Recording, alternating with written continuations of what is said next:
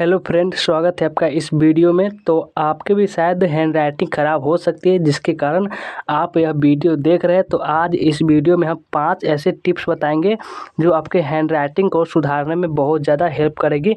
तो चलिए अब लास्ट तक बने रहिएगा और 5 टिप्स बताएंगे। पाँचों टिप्स को आपको अच्छे से समझना होगा, अच्छे से देख लीजिएगा, उसके बाद जाइएगा। तो चलिए हम सबसे पहला टिप्स से स्टार्ट करते हैं देखना। लेकिन उससे पहले अगर आप वीडियो को लाइक नहीं किए हैं तो वीडियो को लाइक कर लीजिए और न्यू स्टूडेंट हैं तो चैनल को सब्सक्राइब भी कर लेंगे। और अगर आप व्हाट्सएप ग्रुप में ज्वाइन नहीं है तो डिस्क्रिप्शन में लिंक मिलेगा, आप वहां जाकर व्हाट्सएप ग्रुप ज्वाइन कर लीजिएगा।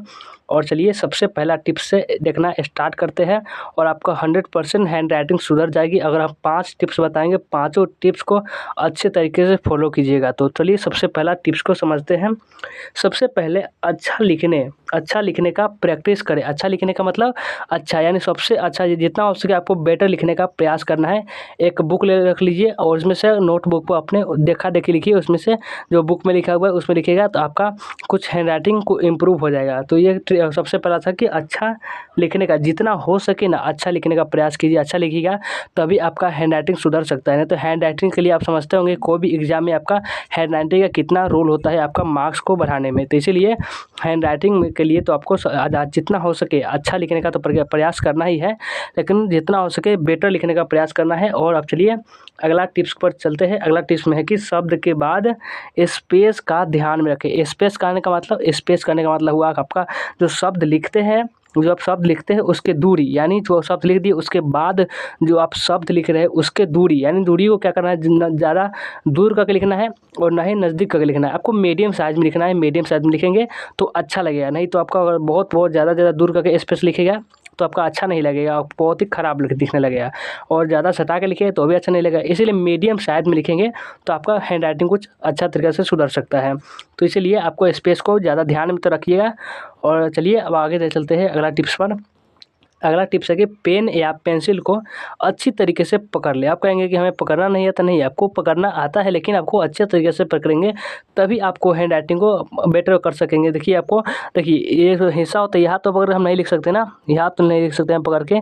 पकड़ने का भी एक जगह होता है कि कहाँ पकड़ेंगे तो आप अच्छे से लिख सकते हैं। देखिए यहाँ पे पकड़ेंगे, यहाँ पे आप कभी भी ट्राई कर सकते हैं, जिस आपका जहाँ भी पकड़ने पर आपको अच्छा लग रहा है उस पर वहाँ पकड़ के आप लिख सकते हैं। लेकिन अच्छा लिखाना चाहिए तभी तो आपको कुछ देखने का कुछ फ़ायदा होगा। इसलिए जो पेन पकड़ने का जो तरीका होना चाहिए वो आपको अच्छे तरीके से आना चाहिए। अगर आप अच्छे तरीके से नहीं पकड़ेंगे तो आपके हैंड राइटिंग कभी नहीं सुधरने वाली है। इसीलिए आपको पेन पकड़ने का सही तरीका आना चाहिए। आपको अच्छे तरीके से पकड़ कर ही आपको लिखना होगा कॉपी पर, तभी आपका हैंड राइटिंग अच्छा हो सकता है।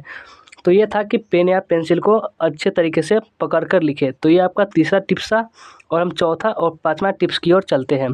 तो अब चलिए चौथा टिप्स को भी हम समझते हैं कि चौथा टिप्स में क्या करना है। कि देखिए ये है आपका चौथा टिप्स कि शब्दों के आकार और साइज को ध्यान में रखें। देखिए शब्दों का जो आकार होता है, जो आकार यानी जो आप लिखे, देखिए लिखा हुआ है कि हिमालय कहने पर भारतवर्ष की भौगोलिक सीमा। देखिए हम पढ़ पा रहे हैं, अच्छे से पढ़ पा रहे हैं, यानी इसका साइज और आकार बहुत ही अच्छा है, इसलिए ये आपका कोई भी इसको पढ़ सकता है। इसलिए ये क्या करना है, शब्दों के आकार और साइज दोनों को ध्यान में रखना है कि कहाँ इस लिखेंगे तो आपको अच्छा लिखेगा।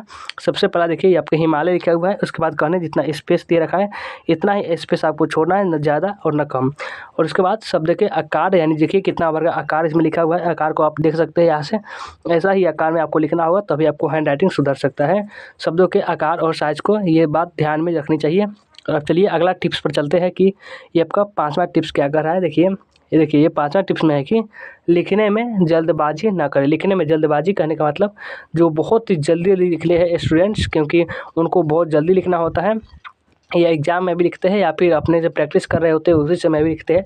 देखिए आपका राइटिंग ख़राब हो जाता है इसी कारण से, क्योंकि आप बहुत जल्दबाजी करते हैं लिखने में जल्दबाजी तभी करें जब आपका ज़रूरत हो, नहीं तो आप ना करें, क्योंकि लिखने की जल्दबाजी करेंगे तो आपका हैंड राइटिंग नहीं सुधरेगा। और सुधारना चाहते हैं तो बहुत ही जितना हो सके अच्छी सुंदर हैंड राइटिंग में लिखने का प्रयास करेंगे तभी आपका हैंड राइटिंग अच्छे तरीके से सुधर सकता है। तो जितना भी हमने टिप्स बताए थे, 5 टिप्स बताए थे, पाँचों टिप्स को आपको अच्छे तरीके से फॉलो करना है, सभी पर को ध्यान देकर सोचना है, तभी आपका हैंड राइटिंग भी अच्छे तरीके से सुधर सकता है। तो आप इस वीडियो को लाइक नहीं किए होंगे तो एक बार लाइक कर देंगे और न्यू स्टूडेंट चैनल को सब्सक्राइब भी कर लेंगे, ये सब करना पड़ता है। और चलिए तो आपको ये वीडियो कैसा लगा एक बार कमेंट में बताइएगा कि आप कुछ सीख पाए या नहीं सीख पाए, एक बार कमेंट बताइएगा।